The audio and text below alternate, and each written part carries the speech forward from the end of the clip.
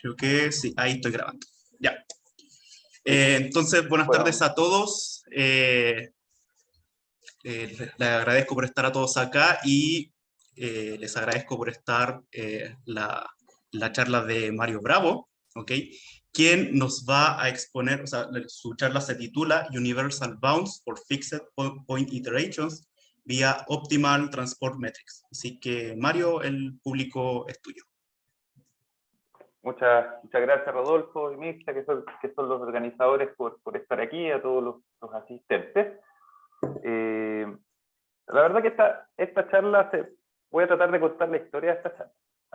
Y esta charla se enmarca en un proyecto antiguo que teníamos con Roberto Cominetti, respecto a iteraciones de punto fijo, que a ustedes nos han visto hablar probablemente varias veces de eso. Y en un momento surgió la idea de terminar una cierta demostración técnica que había en el medio, que nos había sobrepasado un poquito, y dijimos, terminémosla y hacemos una nota y la ponemos en nuestra página.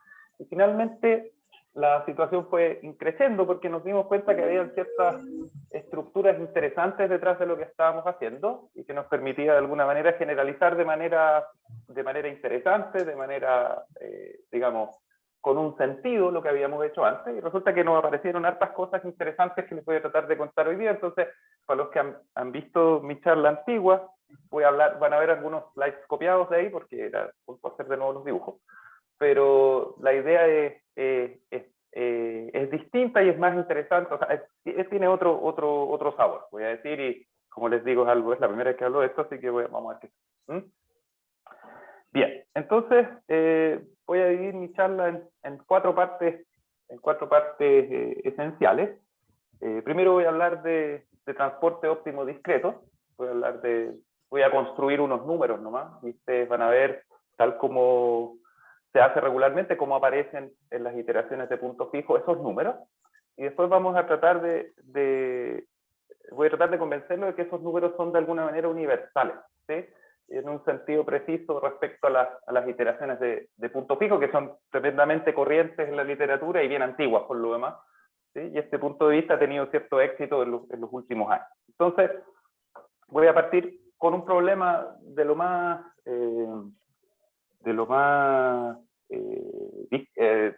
digamos, ingenuo, que es simplemente considerar una asociación de medidas de probabilidad, voy a decir en los naturales, pero voy a suponer que estas medidas de probabilidad están en el intervalo discreto 0n, ¿sí?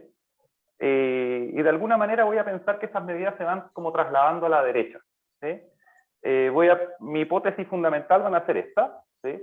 Voy a suponer esas dos cosas. Esto es simplemente para que el sistema no se quede trabado. Uno podría sacar eso. En realidad lo más importante es eso, es decir, que las medidas de probabilidad se vayan moviendo de alguna manera hacia la derecha, y esta propiedad la voy a usar varias veces y las voy a explicar mediante un dibujo, para que se entienda qué es lo que uno gana cuando supone eso y qué es lo que uno puede obtener cuando uno solo supone eso, ¿sí? Entonces, aquí hay dos medidas.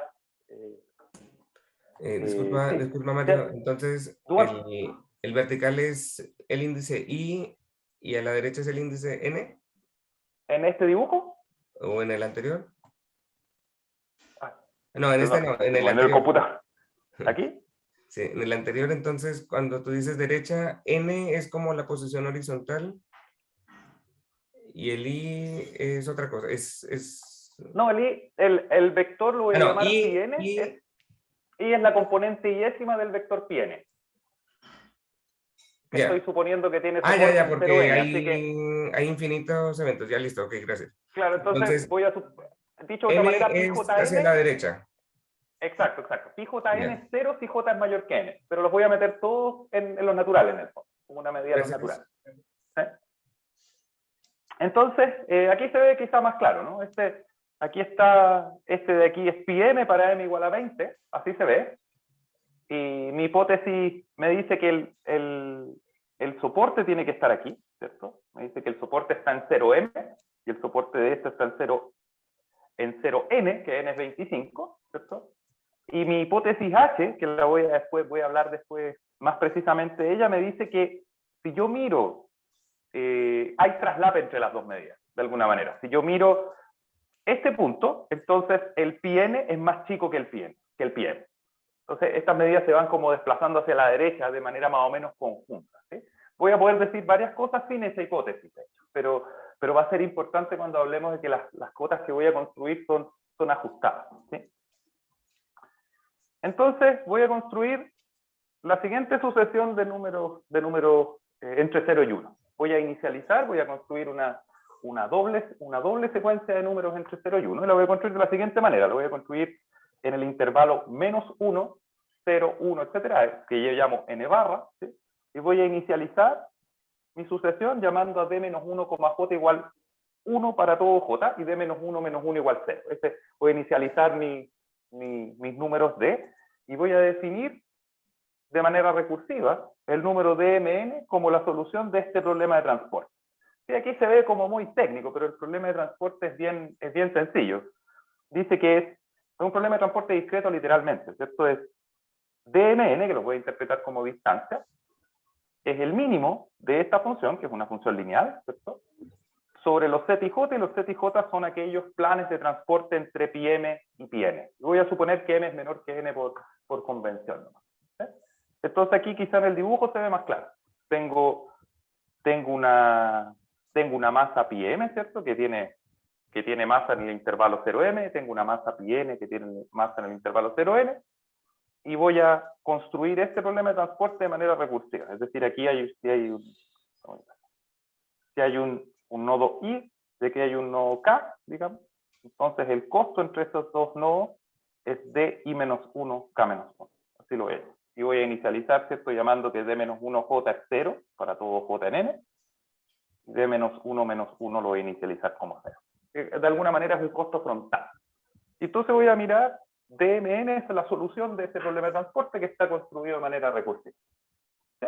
Estos son, por ejemplo, las primeras, y esto es importante, digamos, esta es la parte quizás está muy adelante en la charla para que quede claro quiénes son esos objetos. Entonces, hay algunas observaciones, ¿cierto?, respecto a esos números que están definidos de manera recursiva. Primero, naturalmente, cada sucesión de pesos genera un diferente conjunto de sucesiones de DMN. Esto es simplemente porque estoy calculando transporte entre medidas, y esas medidas cambian los DMN, es de perogrullo. En general uno tiene una fórmula para esos DMN, el único que tiene fórmula es D0N. D0N, si uno lo calcula, ¿cierto? ¿Y por qué usted quizá puede ser interesante hacerlo, ¿cierto? El D0N se ve así. Naturalmente, como es una medida de probabilidad, tiene peso 1. Si uno pone aquí Pi0N, Pi1N, etcétera, hasta Pi-NN, ¿sí?, que yo supuse que es mayor que 0, ¿cierto? En general, entonces como los D-1, ¿cierto?, menos 1, J son todos 1, y este de aquí es 0, entonces el único costo que pago, ese es el único costo que no pago, y el óptimo es, o efectivamente, usar Pi0N, aquí arriba. El óptimo es lanzar todo lo que puedo en esta dirección, que es Pi0N, y todo el resto que salen hacia acá forzosamente los pago a costo 1. Así que por eso D0N es 1 menos Pi0N. ¿Cierto? En general no hay más fórmula para eso. En general la única fórmula que no puedo obtener, o sea, al menos nosotros no hemos podido obtener fórmulas más certeras en general, ¿cierto? Lo otro que uno nota inmediatamente es que esos numeritos son simétricos. Así que en general uno se va a remitir al caso donde m es menor o igual que n. Y lo otro, evidentemente, es que DNN es siempre 0, y eso por inducción es bien fácil de ver, digamos.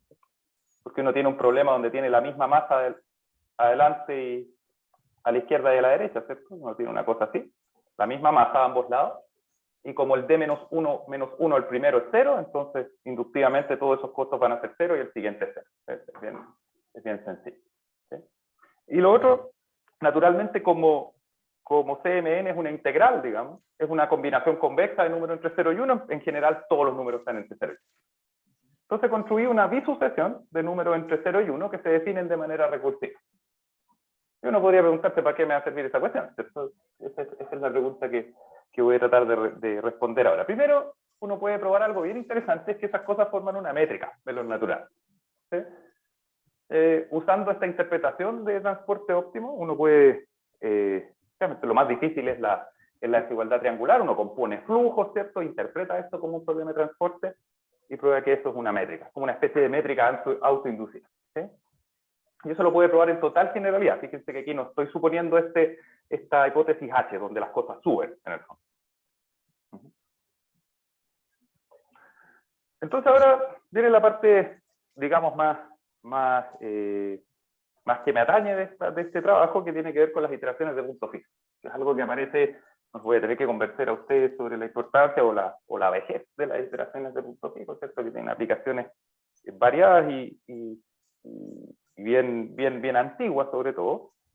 Entonces, lo primero que vamos a considerar es una iteración de punto fijo no expansiva, ¿sí? Y las iteraciones no expansivas, a mí que me gusta la teoría de juegos y la optimización, aparecen en un montón de cosas que no los quiero latear, es un objeto relevante, ¿sí? Entonces por eso nos interesa, pero nos interesa en total generalidad, ¿cierto? Vamos a obtener, aquí yo digo, los problemas de transporte óptimo aparecen cuando uno estudia iteraciones de punto fijo, operadores no expansivos, esos números que acabo de definir. Entonces vamos a tener un operador T no expansivo en un espacio de Banach cualquiera, que se define inicialmente en un conjunto acotado y cerrado y convexo, ¿sí? de un espacio normado X, y si de hecho T está definido en todo el espacio, uno se las puede arreglar para poder meter esto en el mismo contexto. Vamos a suponer que se mueve de un convexo cerrado y acotado, y por supuesto uno puede, reescalando la norma, dado que el operador es no expansivo, uno puede suponer de hecho que el diámetro del conjunto es 1. Eso es lo que vamos a suponer de aquí en adelante. Entonces la pregunta es, eso es el setting, ¿cierto? Tenemos, por supuesto, para si no se acuerdan, lo que es un operador no expansivo, ¿cierto? Un operador no expansivo es un operador que cumple eso. Es Lipschitz de constante igual a 1. Entonces, ¿qué tipo de iteraciones vamos a considerar? Vamos a considerar una cosa que nosotros llamamos Krasnodar-Schiemann generalizado, es decir, vamos a considerar cualquier tipo de iteración dada una sucesión de medidas. Vamos a considerar cualquier tipo de iteración que promedia cosas hacia atrás. ¿Sí? O sea, fíjense que aquí xn es una suma, un promedio, ¿cierto? Fíjense que esto de aquí, vamos a partir de un cierto x0 arbitrario, y vamos a tomar esta convención, porque fíjense que aquí aparece un t de x y menos 1, y cuando y igual a 0 eso no está definido, así que ese es el punto inicial, simplemente. Y esta cosa no es más que un promedio, ¿cierto? Porque esta cosa de aquí es una medida. ¿Sí? Esta cosa de aquí es una medida, así que esto es un promedio. Y la idea, la pregunta que uno se hace inmediatamente es ¿dónde salen estas cosas? Pues hay muchos ejemplos de este tipo de iteraciones. De hecho, las que la gente ha estudiado en la literatura de iteraciones de punto fijo, operadores no expansivos, están más o menos todas metidas ahí. Y aquí tengo 3 ejemplos clásicos, ¿cierto? La que a mí, los que han visto, les decía en mi charla anterior sobre este tema, lo que estudiamos en este caso es esa iteración, que es Krasnodar-Schiemann, una iteración que data de los años 50, ¿sí? Y fíjense que eso corresponde, aquí no lo anoté, pero corresponde a una iteración donde el pi, ¿cierto?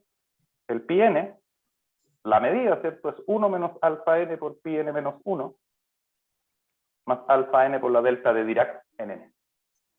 Esa es la iteración que define cómo evolucionan las medidas, y xn no es más que el promedio por esas medidas de las imágenes t de i menos 1. ¿Sí? Así que esa es una iteración clásica. La otra, una iteración que hasta hace poco ha tenido otro movimiento, que es la iteración de Halpern, sobre todo buscando temas de velocidad de convergencia. Entonces, por eso a nosotros nos va a interesar, sobre todo, Perdón, hablar de este tema. ¿Sí? Perdón que te interrumpa, y a lo mejor ya Sí, lo adelante. dijiste, la sigla KM, ¿a qué se refiere? A Krasnodar-Schiemann. Pensé que era otra gente, Kolmogorov, Moser, ya, pero nada que ver, ya. No, Krasnodar-Schiemann. De hecho, la iteración original es de Mann. La iteración es de los años 50, pero Mann solo la propuso y creo que iteró cosas, no probó nada. Y Krasnodar-Schiemann es el primero en obtener resultados. ¿Ah? Para el caso Krasnodar-Schiemann, si no me equivoco, del año 52 o 56, para el caso alfa igual a un medio, constante. Alfa n igual a un medio para todos. ¿Sí? Entonces, la segunda, fíjense, la segunda iteración que aparece aquí es una iteración que se llama como iteración de Halpern, que es del mismo estilo, pero lo que hace es iterar y hacer una iteración, digamos, que tiene un punto, literalmente un punto fijo. Promedia siempre con el primer elemento. En este caso, eso también proviene de un promedio de medida, y ese promedio de medida es la delta de Dirac en 0 más un cierto punto por la iteración anterior en el punto pi n menos 1. ¿Sí? En la masa n-. Y esta iteración, que es más sofisticada, que tiene que ver con aceleración de ciertos procesos, también se escribe así. No lo voy a escribir porque es un poco más latero, pero también tiene la misma cara, solamente que es la clásica cara de iteraciones que uno intenta acelerar, digamos, cuando uno da un paso intermedio para poder proseguir, que son bien comunes en optimización, pero esto es en el contexto de cálculo de puntos fijos. El objetivo general de esta cuestión es cierto, probar cosas del estilo xn converge a un cierto x estrella que es del test. Evidentemente, no todo operador no expansivo tiene puntos fijos. Bien, entonces aquí está la conexión entre estas cotas de MN y una iteración general de este estilo. Que la iteración, o sea, la conexión es bien sencilla, digamos. Lo que uno hace es, ¿qué es lo que dice? Dice que si uno tiene esa construcción de DMN, entonces esa construcción de DMN acota cualquier distancia entre iterados de una iteración de Granollers-Schiemann generalizada. Y es universal en el sentido de que no depende ni del espacio. Son solo una sucesión de números que acotan las distancias, ¿cierto? Que acotan las distancias entre los iterados de la iteración. Y además, un subproducto es este número Rn, que acota lo que la gente conoce como el error residual del cálculo de un punto fijo mediante cualquiera de esas iteraciones. ¿Sí? Y la demostración es tremendamente sencilla. De hecho, es la única que hay en mi charla.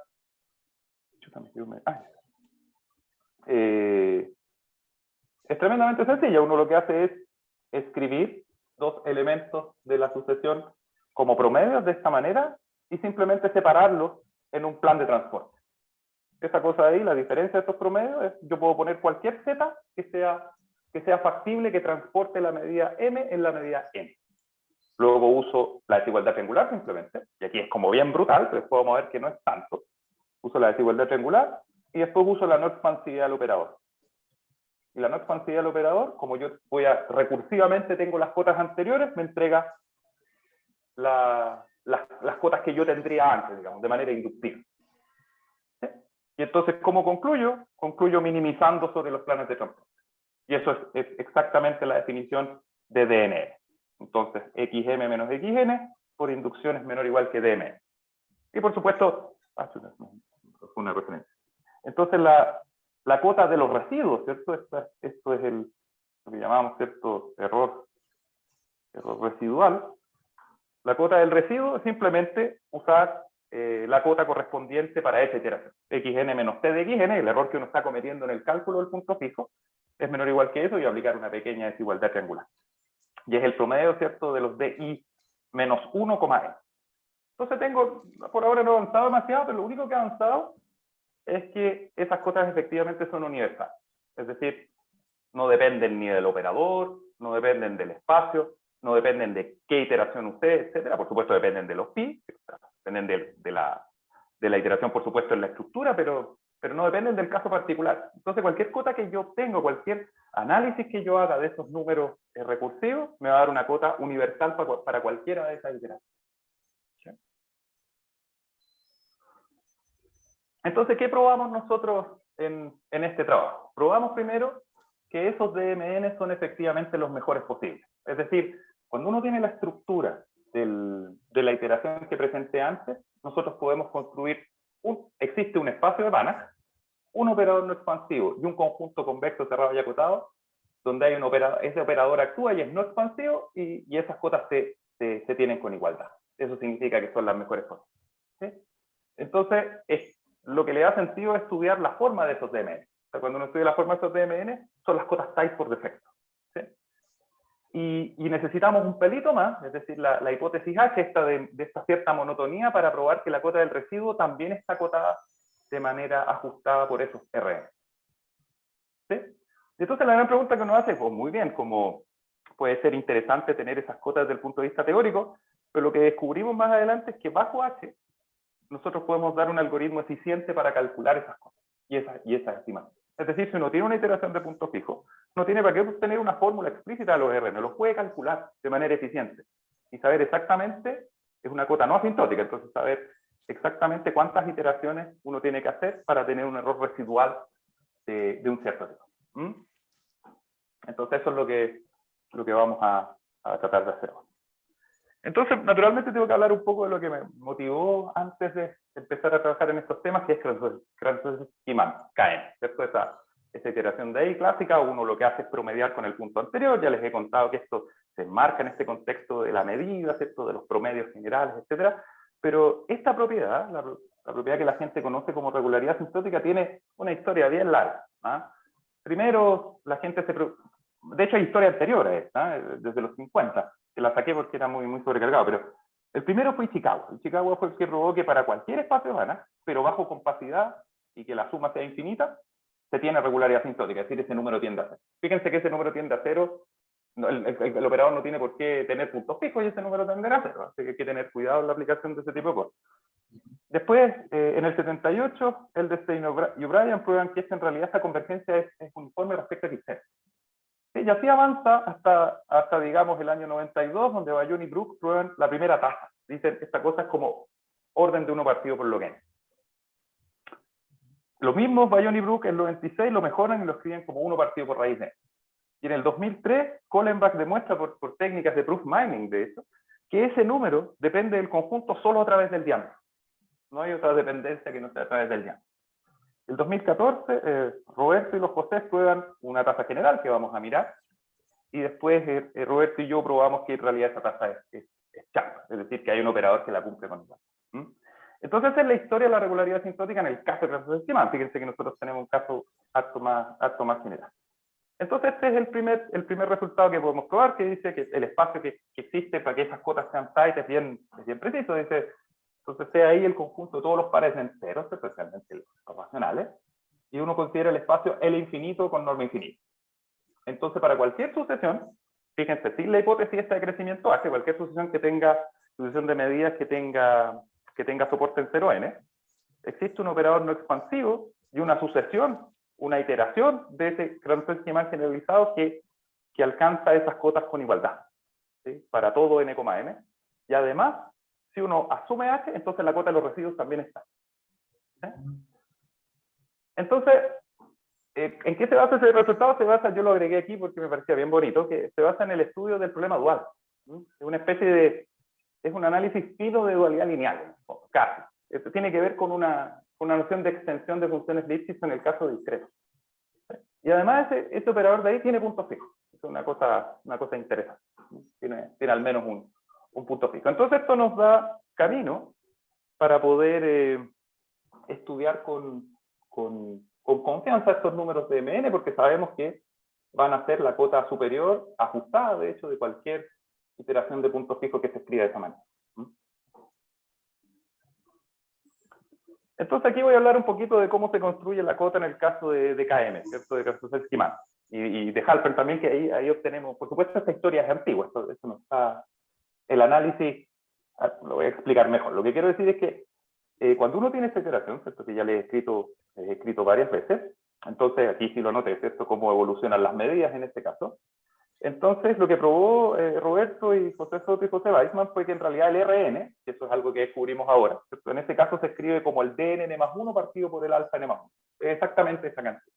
Y probaron que era menor o igual que esta cantidad, que el diámetro de C, partido por raíz de pi por la suma de los alfa k por 1 menos alfa k.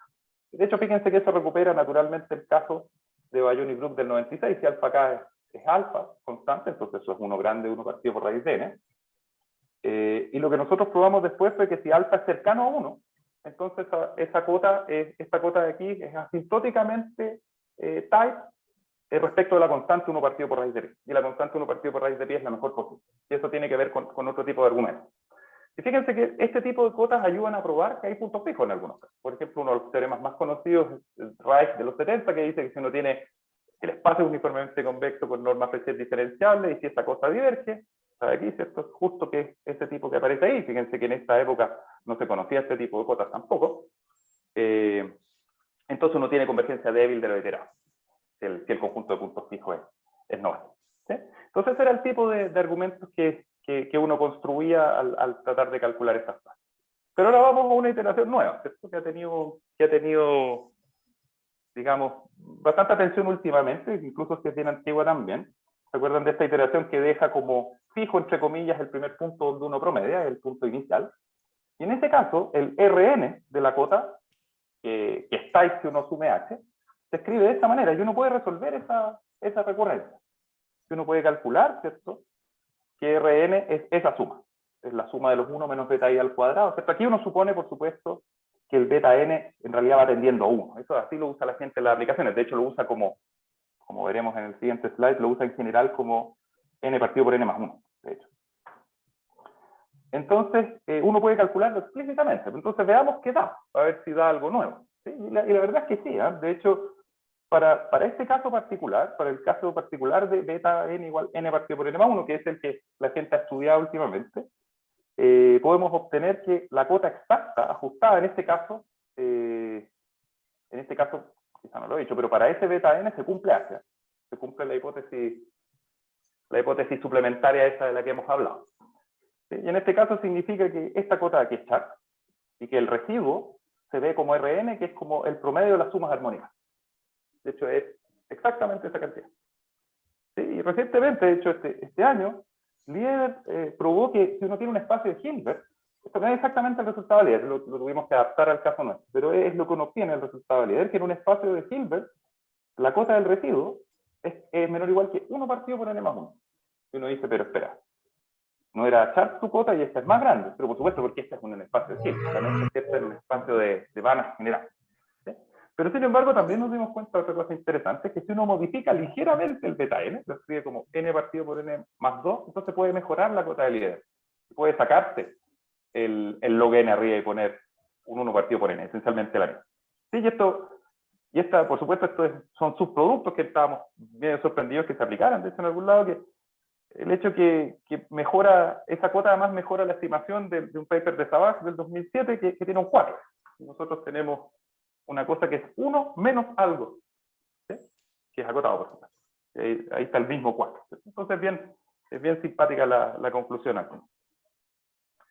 Perfecto. Entonces, ahora, naturalmente, les tengo que hablar de lo que uno necesita para poder calcular de manera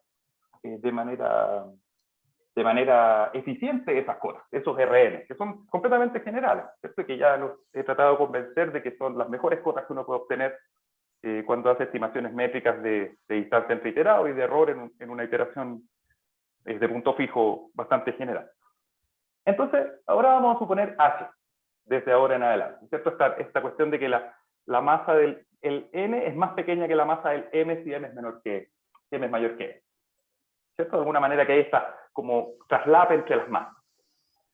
Y la verdad que los resultados que obtuvimos son los siguientes. Primero, una cosa que pensamos que era cierta todo el tiempo y que parece tan sencilla. Acuérdense que los DMN son una métrica, ¿sí? En los naturales. Y la primera cosa que probamos, y que en realidad estuvimos mucho tiempo diciendo tiene que ser cierto, sí, así no es verdad. De hecho, si M es menor o igual que N, entonces DMN decrece con M y crece con N.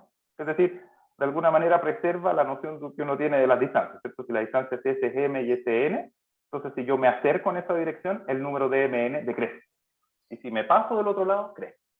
Y fíjense que eso no es cierto para cualquier sucesión. Esta sucesión de aquí, de masas, no cumple H. Pero nosotros dijimos, la dominación estocástica tiene que ser una gran hipótesis, y no lo es. Si uno asume dominación estocástica, que cumple esta sucesión, cumple esa dominación estocástica recurrente, digamos, entonces uno calcula, hace unos cálculos así medios lateros, y uno se da cuenta que D35 es 22 partido por 40, y D45 es 23 partido. Es decir, no cumple esta noción de crecimiento tan natural, ¿cierto? Entonces dijimos, ok, parece que nuestra hipótesis H tiene sentido. Por supuesto, en Krantz-Schiemann original, en el estudio más acabado que existe, y en particular el nuestro, esta hipótesis se cumple de manera automática. ¿Sí? Esta hipótesis se cumple de manera automática, quizá no lo dije, pero me da la impresión que quedó claro. Entonces esta parte es más interesante, y esto es lo que va a llevar al hecho que uno pueda calcular de manera eficiente esos números, los números RN y los números DMN. Entonces nosotros le llamamos Convex Quadrangle Inequality, en realidad tiene un nombre, está ligado con lo que se llama la Monch Inequality en problemas de matrices, está ligado con varias cosas, esta cosa está ligado con la submodularidad también, esta cosa aparece en muchos lados, y nosotros le pusimos así, o no sé si lo sacamos de alguna otra parte, no me acuerdo, pero esencialmente, ¿qué dice esta desigualdad? Dice, estos D, ¿cierto? Que ya probamos que son métricas, probamos que son types para las iteraciones, etcétera, pero estamos hablando de los números nomás, que cumplen esta condición. ¿Sí? Esencialmente aquí, en este número, lo que dice esta condición es que si uno tiene IJK ordenado, entonces eso más eso es más chico que cruzarse, que eso más eso. ¿Sí? Entonces una consecuencia interesante de esta desigualdad es que permite más o menos rápido, pero hay que trabajar un poquito, construir un algoritmo glotón para poder calcular los DM, sin tener que resolver la recurrencia, ¿cierto? Porque no siempre tiene la recurrencia, pero resolver la recurrencia es tremendamente complicado porque es un problema de transporte lineal, de hecho, cada vez. Entonces la idea que nosotros tenemos a partir de esto es construir, a partir de esta desigualdad, construir un algoritmo que sea eficiente en el sentido que sea glotón, que solo haga asignación. Entonces, de hecho, yo no hablé mucho de eso, de cómo se ve la cara de los flujos óptimos en los problemas de transporte, pero si uno tiene esta desigualdad de 4 puntos, entonces en general eso implica que existe un transporte óptimo que es anidado, en el sentido de que los flujos, cuando uno hace este esquema que les hablé, ¿cierto? Los flujos no se pueden cruzar. Eso es lo que no puede pasar. ¿Sí? Y ahí uno construye un algoritmo que naturalmente les voy a mostrar. ¿Sí? Entonces, yo diría que este es el teorema de este trabajo que junto con Thierry y Roberto fue el que nos demandó más esfuerzo técnico, por decirlo de alguna manera. ¿Sí? Que tiene que ver con el hecho de que si uno tiene solo la hipótesis H, entonces los DMN cumplen esa desigualdad de 4. ¿Sí? Y la historia, algunos la conocen porque es bueno para hablar, la historia es interesante respecto a esa desigualdad de 4 puntos, porque fíjense que esta demostración es para cualquier, insisto y remarco eso, para cualquier iteración de Grasser-Simán generalizada.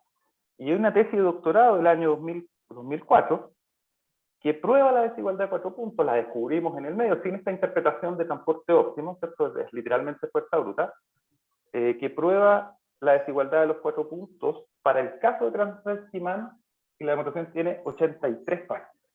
¿Sí? Y es una locura, es un trabajo impresionante, creo yo,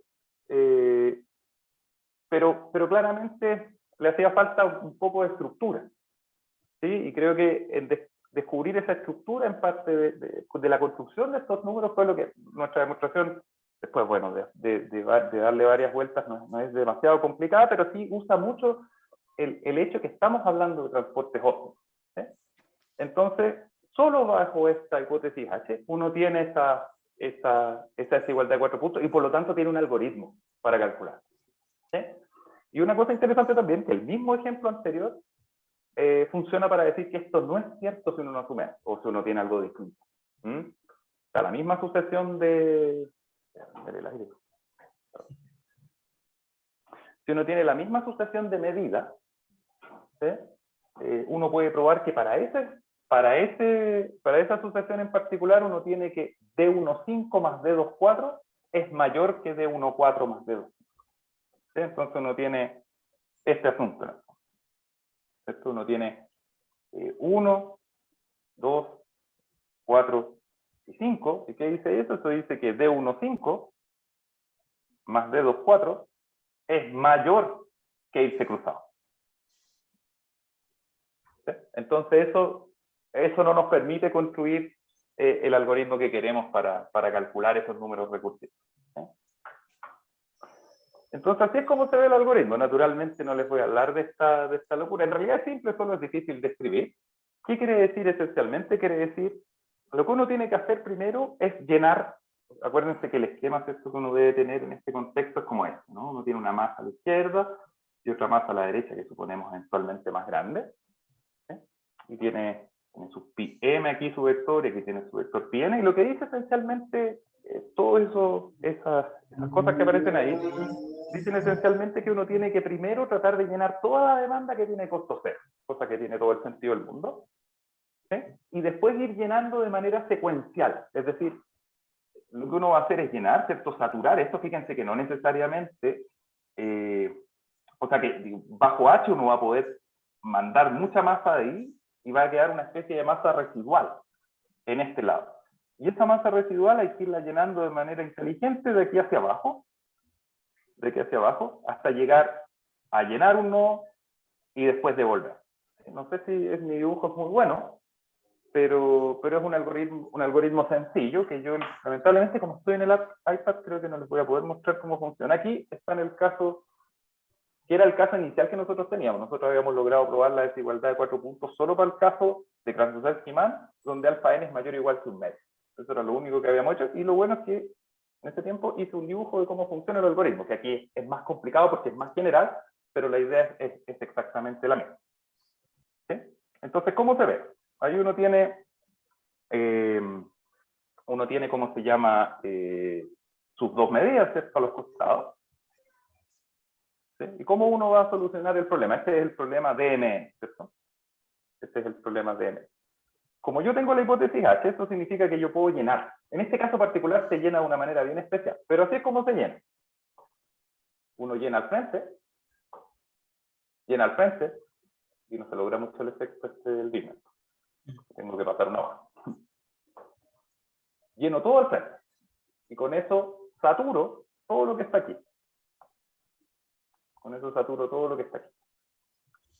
Y después empiezo, como todo está saturado, empiezo a llenar hacia abajo. Y lo simpático del caso de alfa n mayor o igual que un medio es que el llenado uno lo puede probar, hay que trabajar un poquito, hacer las cuentas. Uno puede probar que en realidad ese llenado, toda la masa que está aquí alcanza a llegar hasta abajo. Para todo parece m,n si alfa es mayor o igual que un medio. ¿Sí? Ese es un caso mega particular, pero el resultado, como les decía, ¿se acuerdan de mi historia al comienzo de la charla que yo decía que el artículo o este trabajo se había construido un poco al revés? Porque lo que habíamos tratado de probar era la desigualdad de 4 puntos para el caso general. ¿Sí? Entonces después apareció todo lo demás, nos dimos cuenta que podíamos obtener tasas y cosas nuevas, etcétera, pero aquí es donde partió, digamos, y esto era lo que teníamos, pero me sirve el dibujo. ¿Y qué hace uno después? Uno llena hacia arriba, ¿cierto? Llenó todo en esta dirección y después llena hacia arriba. Ahí se ve en el dibujo, ¿cierto? Y uno termina, en este caso, como alfa es mayor o igual que un medio y es Krasnodar-Kieman clásico, esta cosa termina al llenar de esa manera. Es súper simple, pero en general esto lo que va a hacer es llenar, va a parar por aquí al medio, después va a llenar de vuelta, va a parar por aquí al medio y va a continuar de esa manera. Sí, va a ser una especie de balanceo de nivel que va subiendo en el fondo. Y de hecho la idea fundamental de la demostración es esta. Hay una especie de flujo que está siendo empujado hacia arriba y que se empuja de manera monótona, de alguna manera, bajo la hipótesis. Mario, Dígame. una consulta. Eso significa entonces que tú no necesitáis los valores de los otros DMN, ¿cierto? ¿No? O sea, el algoritmo te funciona igual y no tenés que calcular los valores anteriores. Claro. Ya, perfecto. Solo hay que mirar los flujos y llenarlos en ese orden. Esa es la gracia. Ya. Bueno, gracias. Entonces, cuando uno dispone de este algoritmo, ¿cierto? Bueno, uno le dan ganas de hacer cálculos, y yo en la última parte de la charla creo que anduve bastante bien con el tiempo porque a esta parte quería llegar, que es más entretenida. Cuando uno, por ejemplo, piensen en el caso más sencillo, donde πn es la delta de Dirac en n. Entonces, naturalmente, los DMN no son más que la distancia trivial, es decir, la distancia que es 1 si n es distinto de n, y 0 si m igual a n. ¿Sí? Entonces, ahora uno piensa en esta sucesión de masas y su correspondiente iteración de punto fijo, que es promediar los dos. Esto es algo que se usa en general, usar ventanas de promedio. Esto promedia las dos iteraciones anteriores, los dos t anteriores en la iteración de punto fijo. Y vamos a asumir que alfa es mayor o igual que un medio, ¿para qué? Para tener h. Si uno hace el calculito rápido, se da cuenta que en realidad esta monotonía se produce cuando alfa es mayor o igual que un medio. En particular, esta monotonía se produce cuando alfa, si uno tiene alfa cercano a 1, ¿cierto? De hecho, si alfa es igual a 1, uno recupera el caso trivial, ¿cierto? Entonces voy a suponer que voy a perturbar un poquito el caso trivial. Y lo que pasa es bien interesante porque aparecen estos polinomios. ¿Sí? Aparecen que lo escribimos como un árbol de Pascua. ¿Sí? Como una cosa rara, ¿cierto? Fíjense que, ¿qué dice esto? Esto es Esto es DMN para n igual a 7, ¿sí? Y para n entre 0 y 18, para esa iteración. ¿Qué estimaciones entonces uno tiene? Uno tiene, primero, los d son 1. La distancia es completa. Y empiezan a aparecer estos polinomios, y fíjense en el grado de los polinomios. El grado de los polinomios es 4, es 5, es el menor valor entre m y n. ¿Cierto? Y después se pegan. Ahora, ¿qué sentido tiene eso? No tengo idea, ni qué son estos números de aquí, tampoco sé. ¿Cierto? Lo único que sé, que estoy completamente seguro, es que D77 es 0, esto que está aquí. Esto es D77. Y se produce una especie de perturbación.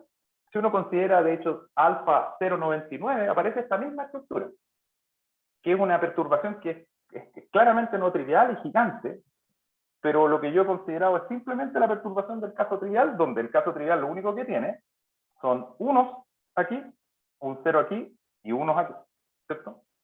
Entonces es interesante esa estructura que aparece. Yo no tengo idea de qué son esos polinomios, etcétera. No hemos logrado dilucidar mucho este asunto, porque evidentemente uno cambia los pi, se entretiene y todo.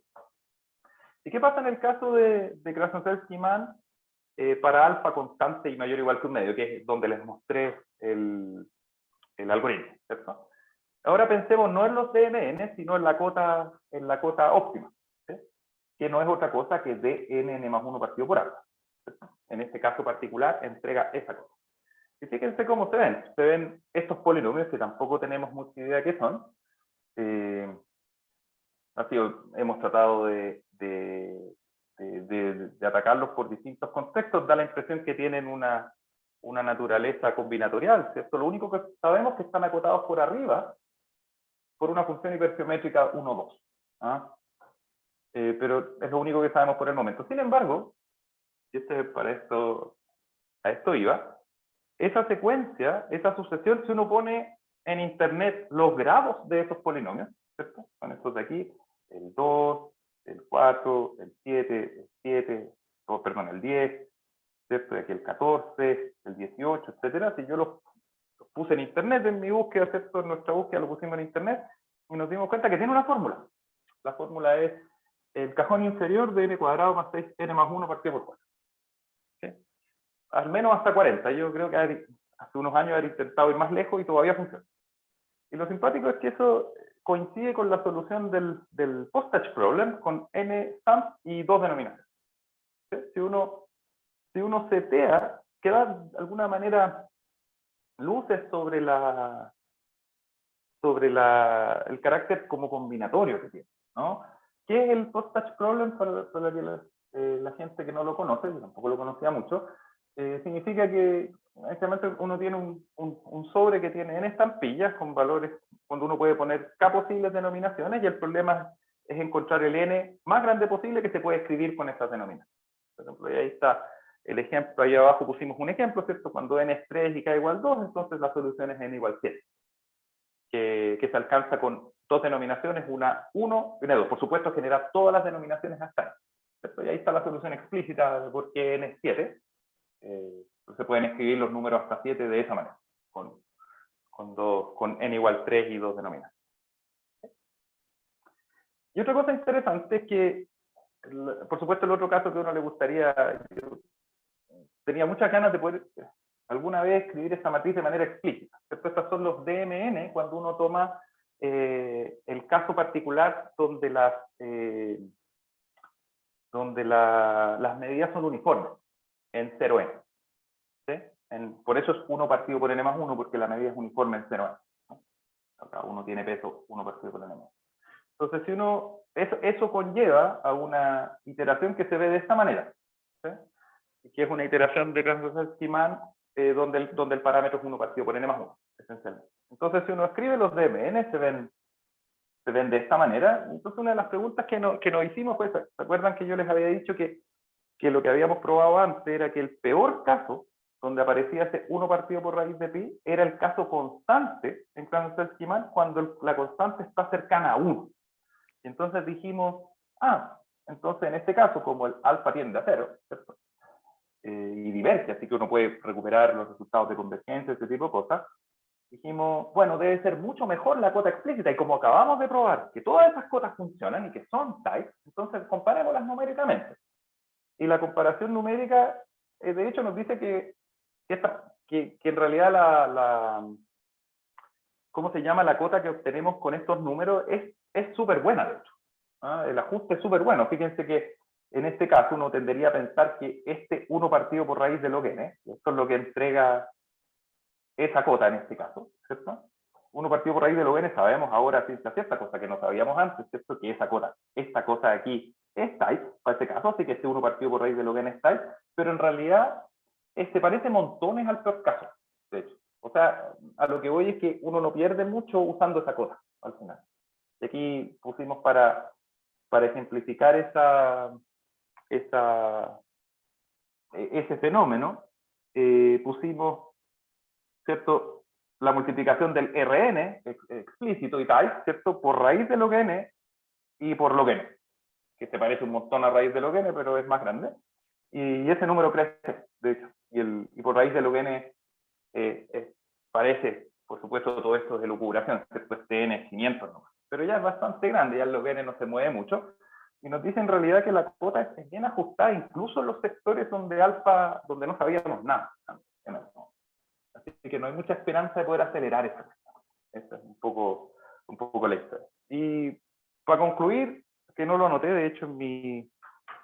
Pensé que iba a andar mucho peor en el tiempo, pero anduve mejor de lo que pensaba. Entonces les puedo hablar un poquito de esto. Es el caso hilbertiano. ¿Sí? Cuando todas estas cosas que nosotros hicimos funcionan en espacios de Banach. ¿Y por qué funcionan en espacios de Banach? Porque en el infinito, de hecho, es ahí donde nosotros estamos buscando las explícitas, es donde uno puede hacer largas desigualdades triangulares, ¿cierto? Largas desigualdades triangulares. Entonces, si ustedes se acuerdan, yo les decía, hablando del residuo, ¿cierto? En el caso clásico de Gromov-Schiemann, en el caso general es bastante parecido. Uno, cuando alfa era constante, volviendo al año 96, ¿cierto? Esta cosa es una orden de 1 partido por raíz de log n. Y eso está completamente dilucidado, digamos. Esto encontramos la cota type, de hecho sabemos la constante que está adelante y todo. Sin embargo, si uno se remite ahora a un espacio de Hilbert, y uno corre su Gromov-Schiemann en un espacio de Hilbert, donde hay montones de ejemplos de algoritmos de optimización y este tipo de cosas, todo se diluye un poco. ¿Por qué todo se diluye? Porque cuando uno tiene un Hilbert, uno puede probar varias cosas. Primero, uno puede probar que xn menos t de xn, y es súper rápido, de hecho, uno lo puede probar en unas pocas líneas. Uno puede probar que esa cosa es decreciente. Tiende a cero, porque, bueno, el espacio de Hilbert es un espacio de Banach, ¿cierto? Así que tiende de manera decreciente a cero. Pero puede probar algo más poderoso, de hecho, puede probar, y esto es Brauder-Petrichin del 66, es súper antiguo, uno puede probar que la suma de los xn menos t de xn al cuadrado es finita. Uno puede probar eso también, en el caso hilbertiano. ¿Qué implica eso? Bueno, eso implica que xn menos t de xn es una chica de raíz de n. Y todas las cotas type que nosotros tenemos se destruyen completamente. ¿Por qué? Porque entra en juego la geometría del espacio. Y ese es un excelente problema abierto de gente que está trabajando ese tema en casos particulares, pero es como la geometría lleva a mejorar esas tasas, digamos. Y lo otro es que nadie, al menos yo no conozco un resultado de este tipo, nadie conoce una tasa para xn menos t de xn en casos hilbertianos, en R2, de hecho, es desconocido. ¿Cómo se ve xn menos t de xn? Una tasa, es decir, menor o igual que algo de n, ¿sí?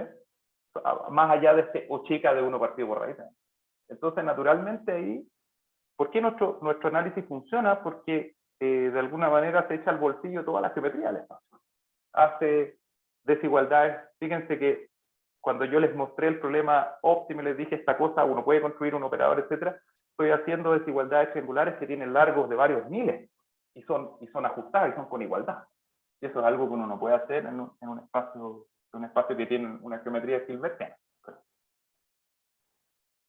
Eso sería por mi parte. Muchas gracias. Muchas gracias, Mario, por tu presentación. No sé si alguien tiene alguna consulta. Creo que Duván tiene una pregunta. Tiene la mano levantada. O sea, quería primero confirmar que aunque sea tan buena como 1 partido por n, eso no te garantiza existencia de un punto fijo. No. ¿Es así? No, absolutamente no. Uno necesita algo más. Generalmente puede ser una cosa tipo principio de Opial o semi-cerradura. Uno necesita siempre algo más para obtener un punto. Muy bien. Y la otra pregunta que quería hacer era, por ejemplo, en el caso de querer aplicar un método de Newton,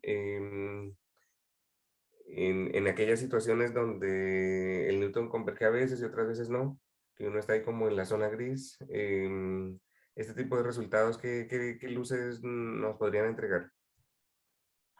Difícil de saber. No sabría decir interesante, pero no. O sea, No, es que quería, en el fondo la pregunta era como sobre la hipótesis de non-expansiveness, o sea, sí, sí. claro, no estoy todavía en la zona en donde puedo garantizar que es una contracción, pero ¿qué significa que sea no expansivo? No sé si hay algo que... ¿Dónde está detrás, digamos? La no expansividad aparece, claro, creo que el método de Newton se puede escribir como una iteración no expansiva, pero eso ya es de locura. En general, por ejemplo, cuando uno tiene una cosa que es contractante, bueno, uno itera, como nos dijo el Cervantes, y está listo. Ya. El problema es cuando uno tiene cosas que son tipo rotación, por ejemplo. ¿Sí? Cuando uno tiene, por ejemplo, iteraciones de proyección, que son todas no expansivas, pero no son contractantes. Ese es el contexto donde aparece, por eso aparece tremendamente en optimización. Muchos métodos se pueden escribir de esa manera y no mucho más que eso. O sea, la no expansividad parece capturar toda la complejidad de la iteración. Ahora no sé, pasa para descenso de gradiente. Descenso de gradiente es una operación no expansiva también, pero como uno divide por cosas en Newton, lo veo. Claro, pero, o sea, por lo menos una de las cosas que puedo extraer es que en esas situaciones no recomiendas simplemente llegar a iterar, sino que tus XN eran promedios de iteraciones anteriores, ¿cierto? Claro, ese es el efecto suavizante que en una rotación se nota clarito, porque si uno itera Claro. solamente, uno se queda rotando, pero si uno promedia, eso me hace entrar en la espiral hacia el cero, que es el único punto fijo. Y por eso tienes estos resultados al final de convergencia débil, por ejemplo, en el caso Hilbert, porque en el fondo son estas convergencias en promedio. Exacto, absolutamente. Ok, gracias.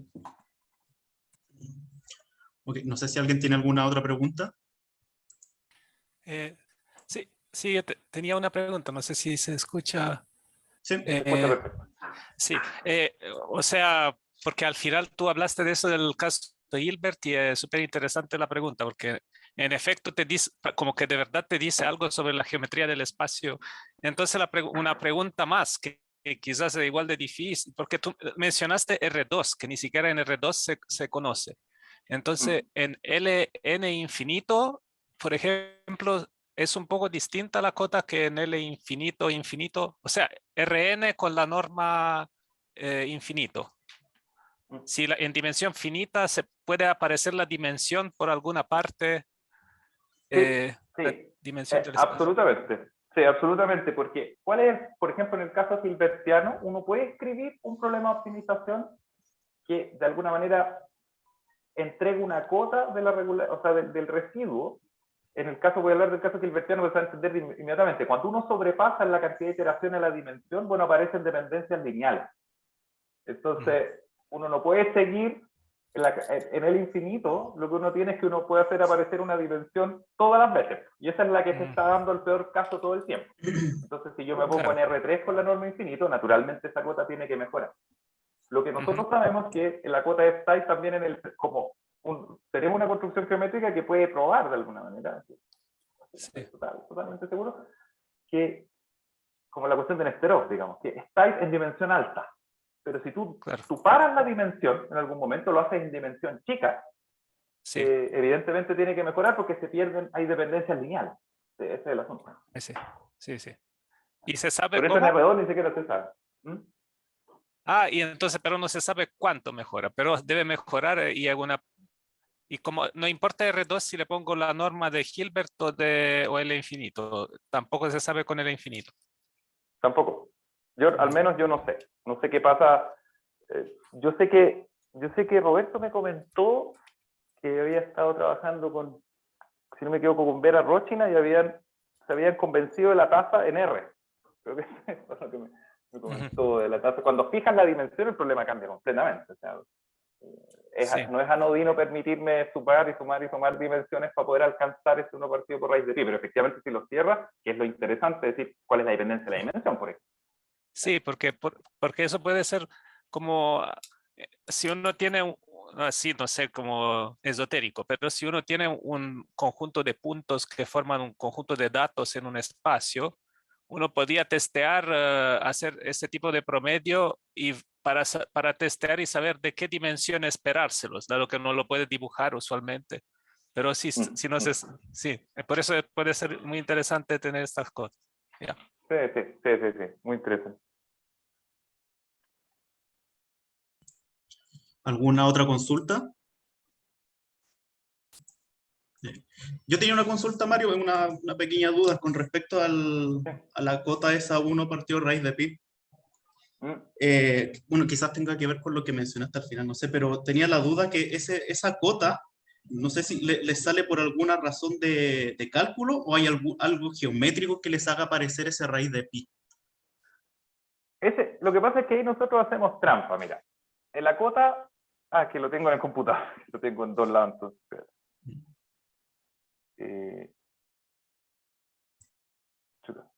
Perdón. Ahí está. Ese 1 partido por raíz de pi ahí aparece cuando tú estudias. El estudio que hizo Roberto con los José lo que hace es asimilar el proceso e inyectar el proceso en una cadena de Markov en un paseo aleatorio en la recta real, en el fondo. ¿Sí? Y lo que dice, y lo que nosotros descubrimos después, que son cuando uno ya entiende mejor los problemas, lo que hacían era considerar un flujo subóptimo en el problema. En el mismo problema nuestro de los DMN, lo que ellos consideraron era un flujo subóptimo, un flujo que era multiplicativo, una recurrencia también. Y lo que aparece al estudiar esa recurrencia es la probabilidad de que un cierto proceso estocástico se quede del lado positivo. ¿Sí? Y al hacer ese análisis, lo que te aparece es la función hipergeométrica no me acuerdo, S12 o S21. Cuando tomas un límite te aparece la función gamma de un medio. Por eso aparece el 1 partido por raíz de pi.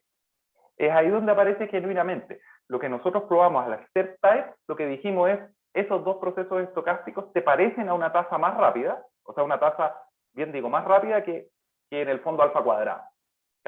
No lo descubrimos nosotros type, sino que dijimos, esta tiene esta cota de aquí, que tiene el 1 partido por raíz de pi, que proviene del análisis del paseo aleatorio, en Z, etcétera, una cosa más profunda. Y nosotros dijimos, pero si yo me acerco con las cotas óptimas, esas cotas se tienden a aparecer. Entonces, es ahí donde aparece con un análisis de un paseo aleatorio y no con un análisis de las cotas óptimas de MN. Ese es tu pregunta. ¿Sí?